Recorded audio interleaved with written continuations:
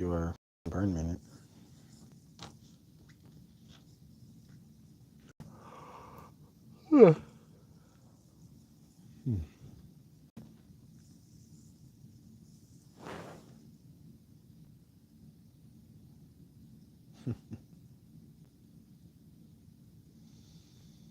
Mmm, good feeling. It's a good feeling. Getting your work done, you know?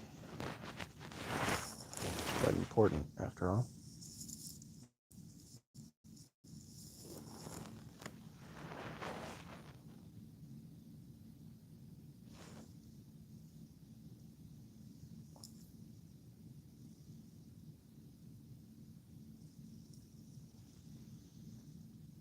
And welcome, ladies and gentlemen, to episode 2 of the Pyro podcast.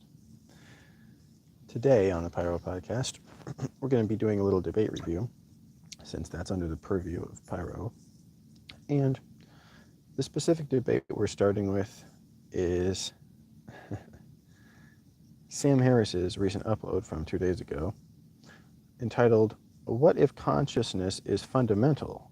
A Conversation with Annika Harris," which is absolutely hilarious because that's his wife who knows everything about everything better than Sam, but he doesn't view her as his intellectual equal, you see. One of the most tragic things of all time. Now, there's a couple things I noticed right off the bat. First of all, it's available in its entirety, which I don't know is due to her or YouTube, but certainly, probably not due to him. And, since he paywalls the shit out of all his shit these days. And let's see here. The the thumbnail has a nice little blown up picture of a universe and the very beautiful picture of the cover of his wife's book called Lights On: How Understanding Consciousness Helps Us Understand the Universe by Annika Harris. AKA, she's preaching my understanding of God, and she's clearly been doing so for a long, long time. She's teaching the objective truth about God, and her husband, that worthless man, doesn't even believe in free will. So let's go, shall we?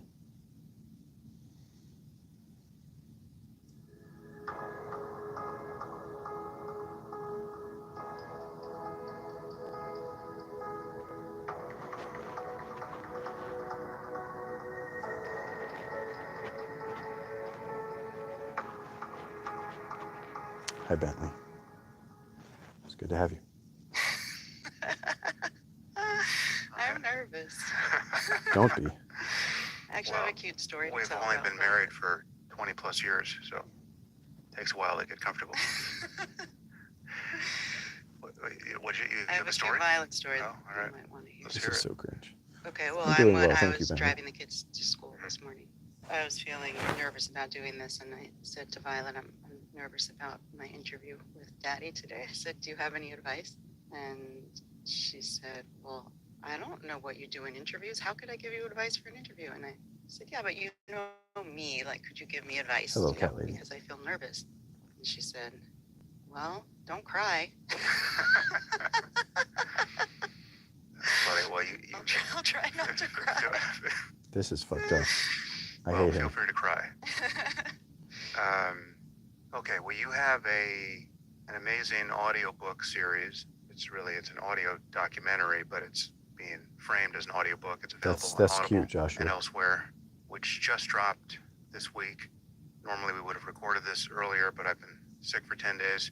But now we're free to talk about the contents of what you've done here, and we're also we're going to release one of the chapters on the podcast and on Waking Up. That's about 11 hours of content for the whole series. Mhm. And you did how many interviews of scientists for this? How many hours of? I did about 35, but I believe 15 made it into the documentary. Right. So I could be wrong about those numbers, but about 35. Everyone who cares about intellectual anything, immediately go and listen to the entire thing that Annika released, okay? It's almost certainly the best shit of all time. 15. So you had something like 60 or 70 hours of content. Yeah, at least more. Yeah. And you spoke to some fascinating people. Who did you Amen, John speak Adams. with? Amen. I talked to Make America physicists great again. like Brian Greene and Jan Levin and Adam Frank, Sean Carroll, and then I spoke to many neuroscientists on Seth and David Eagleman and others. I think the list is actually 18. I spoke to people who specialize in consciousness, like Sue Blackmore, Christoph Koch. Yeah, the list was long. And the whole thing is organized around a single question, really, which is what if Her consciousness is so stunted and toxified by his disrespect of her intellectually, and I hate him for it. consciousness is fundamental? Yeah, I mean, it started with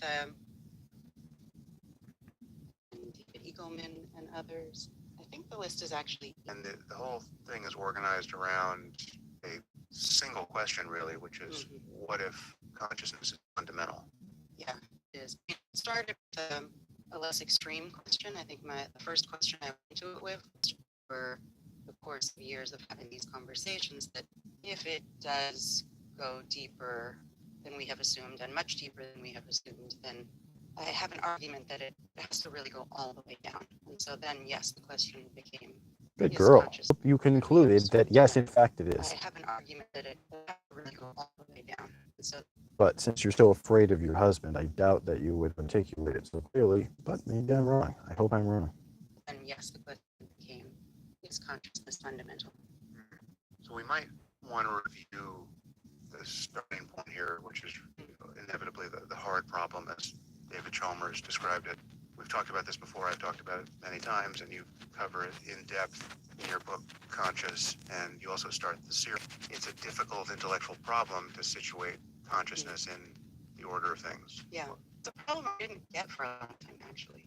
But really what it comes down to is the way in which consciousness, and by consciousness I mean in the most fundamental sense, the fact that there is something that it's like, the fact that there's any felt experience, internal felt experience at all to any system, really. And the question is, because consciousness is different from everything else we study in science, in that it can never be directly observed from the outside. You can communicate a lot about conscious experience. We have faith that we're conscious, you see, but it's also a scientific fact, you see, because all matter is conscious, you see. And therefore the universe is God, and we are simply its fingers and its hair follicles, you see. We can talk about them, we can talk about how we